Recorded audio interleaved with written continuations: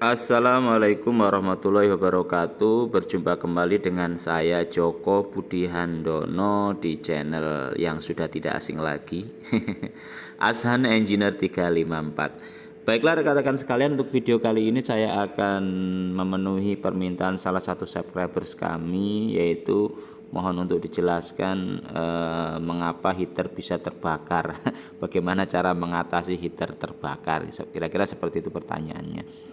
Oke, akan coba saya bantu untuk menjelaskan tutorial bagaimana cara mengatasinya, atau ya untuk langkah awalnya bagaimana cara menyambung heater yang benar, dan kemudian bagaimana antisipasi atau maintenance heater agar tidak mudah terbakar, kira-kira seperti itu. Oleh karena itu ikuti video ini sampai selesai.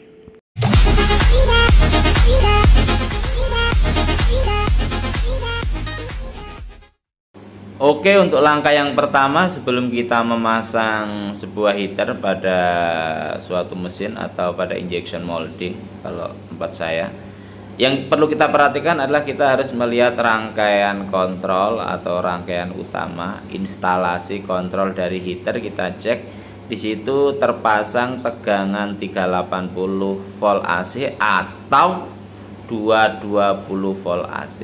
Jadi apabila tegangannya pada instalasinya terpasang 380 volt AC, ya maka kita harus menggunakan heater yang tegangannya 380 volt AC.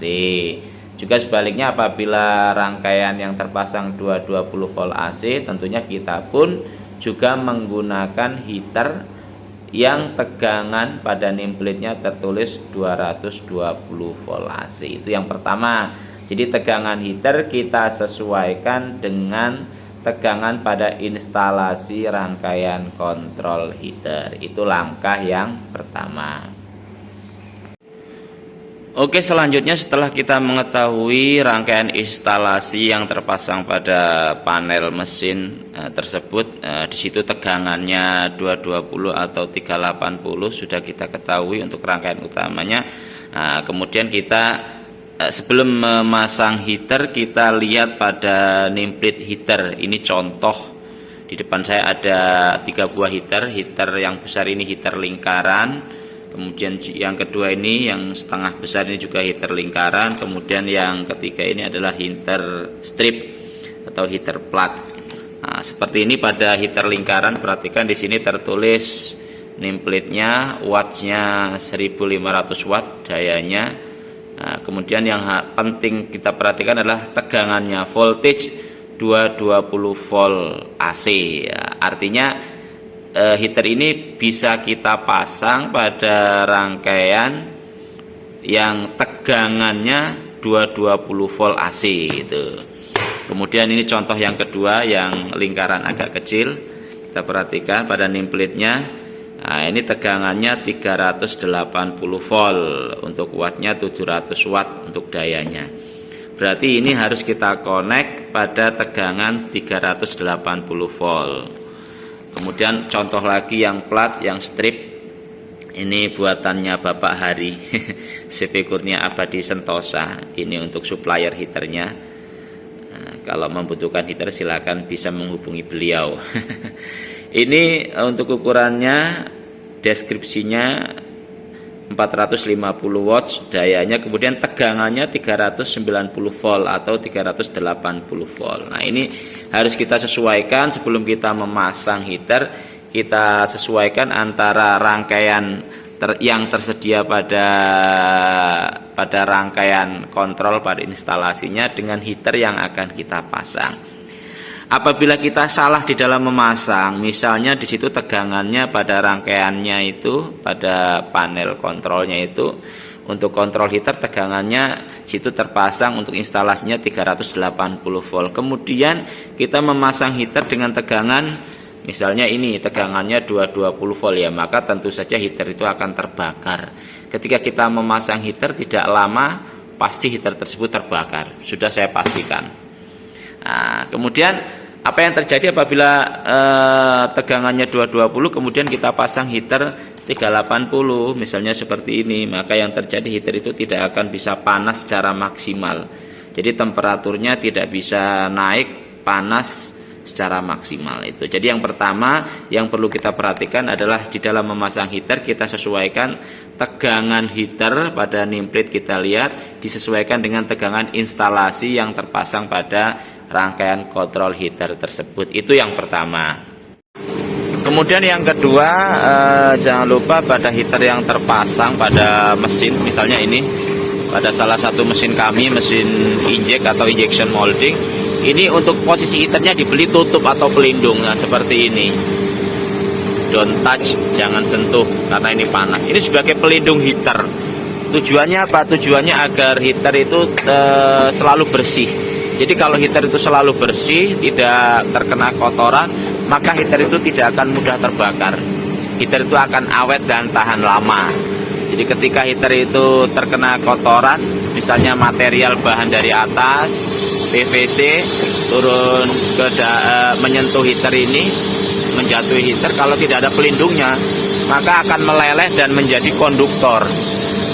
Jadi heater itu harus dihindari dari material bahan yang mengandung konduktor, misalnya ya PVC, kemudian oli bocor itu harus kita hindarkan dari heater. Kemudian air, ketika heater terkena air atau oli, maka heater itu akan mudah putus. Itu yang kedua. Jadi heater harus dalam keadaan bersih, terhindar dari bahan material yang mengandung konduktor. Kira-kira seperti itu yang kedua.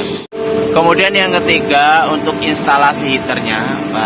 Untuk instalasi heaternya ini diupayakan diberi isolator seperti ini, isolator keramik, dan kemudian harus kita cek secara berkala. Jadi ketika ada koneksi yang ngefong misalnya karena koneksinya kendor dan sebagainya, harus segera kita perbaiki. Tujuannya supaya tidak ngefong, dan kemudian ketika di situ ngefong maka akan menyebabkan heater tersebut bisa putus. Kira-kira seperti itu yang ketiga. Kemudian yang keempat atau yang terakhir, agar heater itu tidak mudah putus, itu untuk setting temperaturnya seperti ini, setting value-nya pada termokontrol ini tidak boleh terlalu besar. Ya tentunya setting value itu disesuaikan dengan kebutuhan. Setting temperatur ini misalnya ini dibutuhkan 190. Nah, tetapi ketika kita men-setting panas suatu heater, kita harus lihat dayanya, itu loh. Kita harus lihat beban heater tersebut.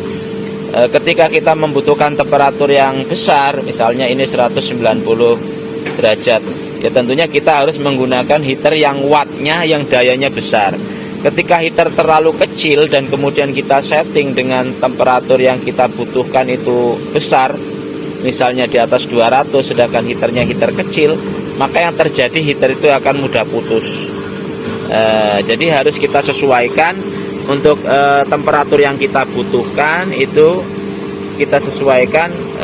Kita harus menggunakan heater dengan temperatur yang tinggi. Tentunya heaternya pun harus heater yang dayanya tinggi, kira-kira seperti itu. Kalau dayanya terlalu kecil, maka heater tersebut akan mudah putus. Nah, seperti ini saya contohkan. Di depan ini saya setting 120. Ini heater yang saya gunakan, heaternya kecil, 450 watt. Nah, sedangkan yang posisi tengah ini 190 derajat. Nah, ini heater yang saya gunakan kira-kira adalah 1500 watt ya, karena ini kami butuhkan temperatur yang tinggi, sedangkan pada bagian depan kami butuhkan temperatur yang lebih kecil sehingga cukup menggunakan heater yang kecil. Kira-kira seperti itu. Jadi heaternya harus daya heaternya harus disesuaikan dengan kebutuhan, kira-kira seperti itu. Apabila dibutuhkan temperatur yang tinggi, maka idealnya heaternya dayanya juga besar, dan juga sebaliknya kalau apabila kita hanya membutuhkan temperatur yang kecil, ya kita cukup menggunakan heater yang dayanya, yang wattnya juga kecil, kira-kira seperti itu. Itulah rekan-rekan sekalian penjelasan tentang heater, bagaimana cara menginstalasi, menyambung heater yang benar, memasang heater yang benar, kemudian bagaimana cara merawat atau mengatasi agar heater tidak mudah putus atau terbakar. Demikian, mudah-mudahan video ini bermanfaat. Jangan lupa selalu mendukung channel kami Ashan Engineer 354. Caranya bagaimana? Caranya tekan tombol subscribe bagi yang belum, like video ini, dan silakan di-share pada media sosial rekan-rekan sekalian. Oke, terima kasih. Wassalamualaikum warahmatullahi wabarakatuh.